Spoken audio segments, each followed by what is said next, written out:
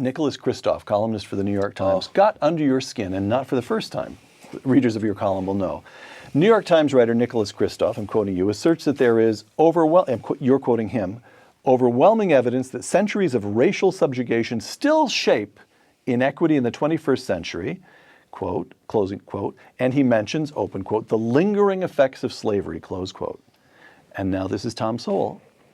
If we wanted to be serious about evidence, we might compare where blacks stood 100 years after the end of slavery with where they stood after 30 years of the liberal welfare state. Yes. Explain that. Well, in 1960, which would be almost 100 years after the end of slavery, Right. 22% of black kids grew up in homes with only one parent. Just 22%. Yes. 4 out of 5 were in homes with both parents. Yes. 30 years later, after the liberal welfare state, that number had more than tripled. And so I say, well, let us compare, if we can speculate on how much that 22% was due to the legacy of slavery. But we know that that tripling was not due to the legacy of slavery. It was due to the legacy of a whole different set of policies. And you can look at it so many other ways. Education. Stuyvesant High School in New York, as you know, you get into only by passing a very tough exam. Mm-hmm. In 2012, the percentage of black students who had gotten into Stuyvesant High School was less than 1/10 of the percentage of black students who had gotten into Stuyvesant High School 33 years earlier. I didn't know that. There's Dunbar High School in Washington, which was an elite black high school for a very long time. In 1993, the number of kids out of Dunbar High School who went on to college was less than it was 60 years earlier, which would have been in the depth of the Great Depression. And so you can run through a whole bunch of other things like that. Look at the housing projects. The housing projects in the first half of the 20th century, during that first 100 years after slavery, did not have the high crime rates, the murder rates, the graffiti, all the rest of it that we associate. None of that was there. People, in fact, the New York Times, Kristof should read his own old papers, pointed out that on Saturday mornings, it was common in the housing project of this earlier era mm-hmm. for parents to leave their doors unlocked because some of the parents could afford television, some couldn't. So the ones who had television would leave their doors unlocked, and the kids from the other families could come down there and watch television with them.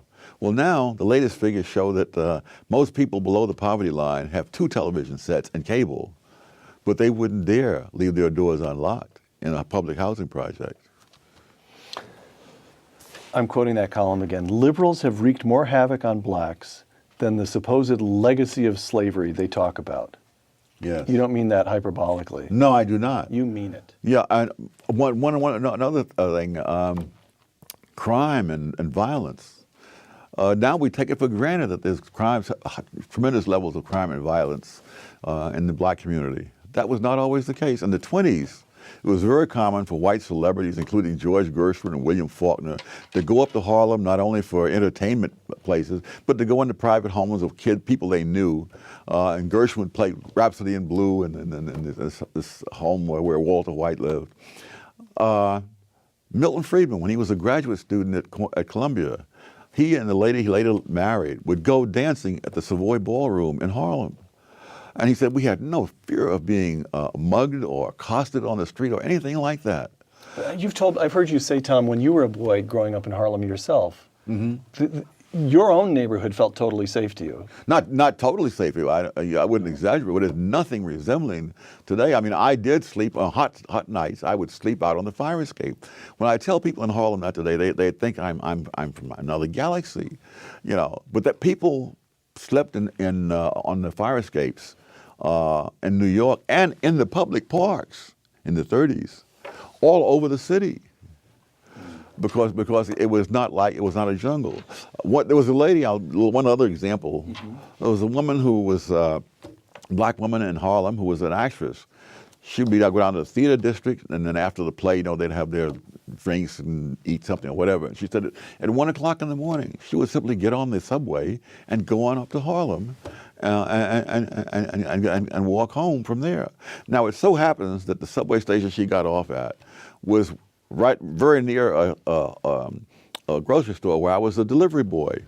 And on Saturday nights, I would be working usually until around midnight. And when I would go home, I would go past that very same subway station she's talking about. I never had the slightest trouble.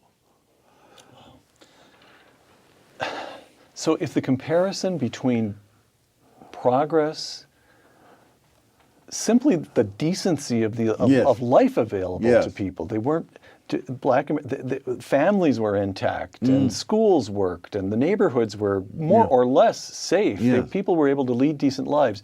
If the contrast between that world and the world we inhabit now is owing so directly to liberal policies intended, so we're told, to help African Americans,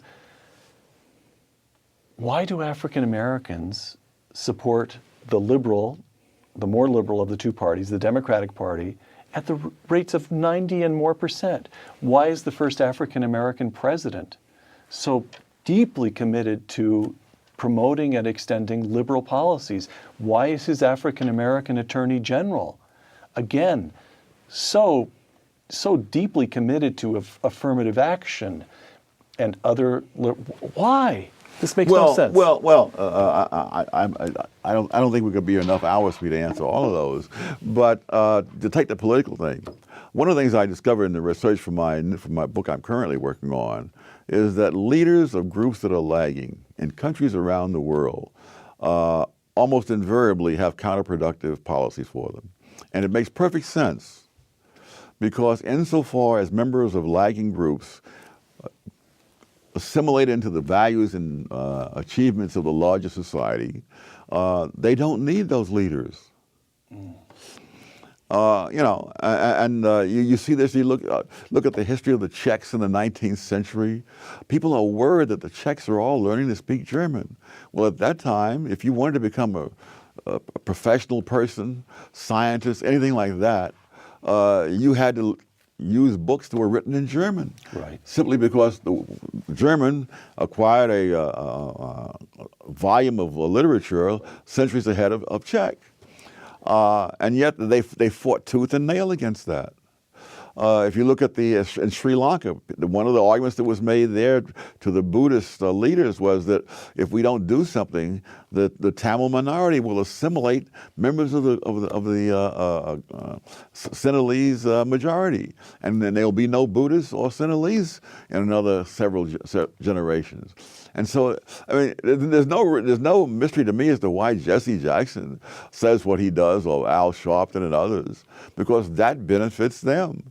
But it does not benefit the people they lead. And all the incentives are for leaders to lead people into things that don't help the people, but help the leaders. What you